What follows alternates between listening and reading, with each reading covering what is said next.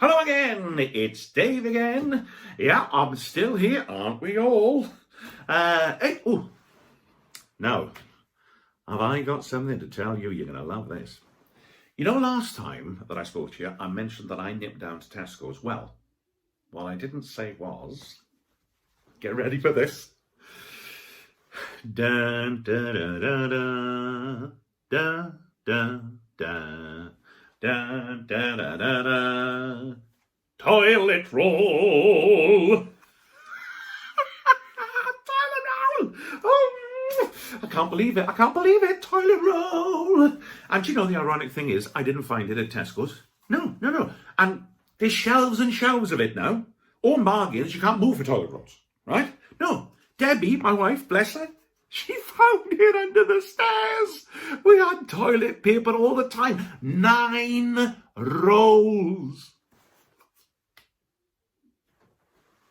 I could cry. I'm so happy. I'm not going to cry though, because I don't want to waste this. Oh my goodness me.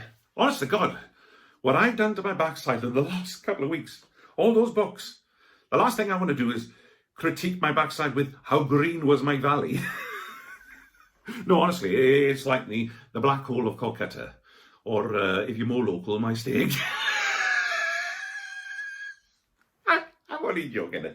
No, I like my steak if I'm being honest in small doses, you know. Yeah. Tesco wasn't so bad actually. I managed to buy a few things. I bought 3 meal deals. Cheerio for that. Fantastico. I bought 3 bottles of washing up liquid. Don't know why. We've got a dishwasher, but you never know. And I bought 3 jars of pickled onions, but I want to be careful with them because, Dicky Tummy and all that. Oh, talking about Dicky Tummy. Charlie, the cockapoo, you know, the dog I spoke about, a lovely little cutchy dog. He's got a bit of an iffy tummy now, bless him. Yeah. And I think it's because he dug up Pickles, the girl's hamster, from his shoebox grave. And I think he's got a little something. And he's got a dicky tummy, yeah.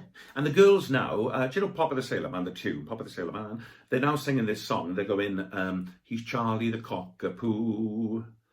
Our garden is his loo. His poos come out funny, they're ever so runny. He's Charlie the cockapoo. It's not funny though, not funny. This morning, I accidentally stepped on a patch of grass that had like a little bit of his poo there, and it went up through my toes like that. It was disgusting. And I'm not using this to pick it up. It's going to have to dry, go hard, bin, you know, because once you've got this, yeah, do you know what I mean? No, yeah, I think we're all missing Pickles. I think Gherkin, our cat, is missing Pickles as well. She's showing signs of pining for him. Oh, and speaking of food, Deb's wanting to do that, what's his name? Oh, the cook. Annoying. At restaurants. Jimmy Oliver, yeah. She wants to do that, keep cooking and carry on, or keep calm, and I can't remember. Which, I'm all for it. And Deb, bless her, she's fantastic, right? She's a great wife, great with the kids, fantastic. Not much of a cook. And I'm not speaking out of turn, she'll tell you that herself. But she wants to give it a go, you know. God knows what it's going to be like. She can burn water. You know, yesterday I saw her trying to open a tin of tuna with a garlic press. But her and the girls are a little bit nervous about putting weight on, you know, because we're only allowed outside for one form of exercise. Though I see people in the village are finding a way around that. Mr. Rooney from number 5, yeah, he's dressing up in various guises and walking about. He's like Mr. Bloody Ben around the place. Remember Mr. Ben, that cartoon with the top hat? Looked like a bank manager, ended up I don't know, dressing up like a jester or a fireman or what have you. Anyway, he's going around. Yesterday, I saw him twice, right? First of all, I looked out the window. He's dressed as a nun, right? Then, wait for it, I looked at it again, he's dressed as a French maid. Now, I should explain, right, he used to run a fancy dress costume place. It went bust. It went bust. And when you see the costumes, you can see why. He's got them all in his attic. He's out and about, right?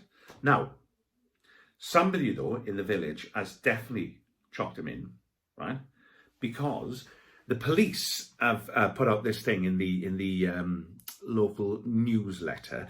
They've said they're looking for a man, lady, with dark brown, blonde, ginger, black hair that goes by the name of Dave, not this Dave, Dave 2. And funny enough, there is a Dave 2 that lives at, well, I call him Dave 2.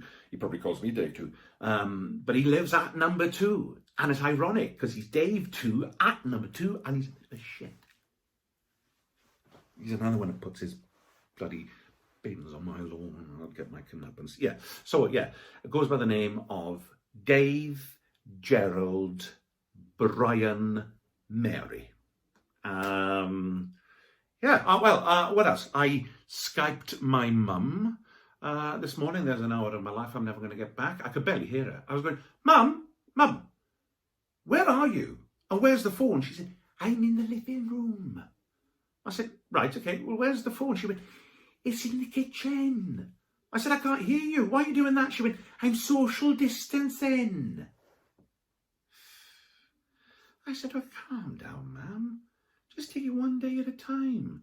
Abstinence. And then, right, she went on then for about at least an hour about the loony juice that Vincent van Gogh used to drink, you know, chop off his ear. I said, ma'am, that's absinthe. Absinthe. After an hour with her on the phone, I wanted to chop my own bloody ears off, I can tell you that. Yeah, so feeling a bit frisky last night. I went to bed, I put my arm around Debbie, my wife, bless her. I said, are you awake? She said, yeah. I said, good. She said, go away. I said, why? She said, I'm social distancing. That's not going to do much for my love life. Anyway, until next time, stay safe, stay well, stay indoors. Don't go to Richmond Park or Brockhampton Park or whatever the hell you were going. People switch on. And if you see a man dressed as a knight, it's probably Mr. Rooney from number 5. Mr. Rooney. The Looney. Take care.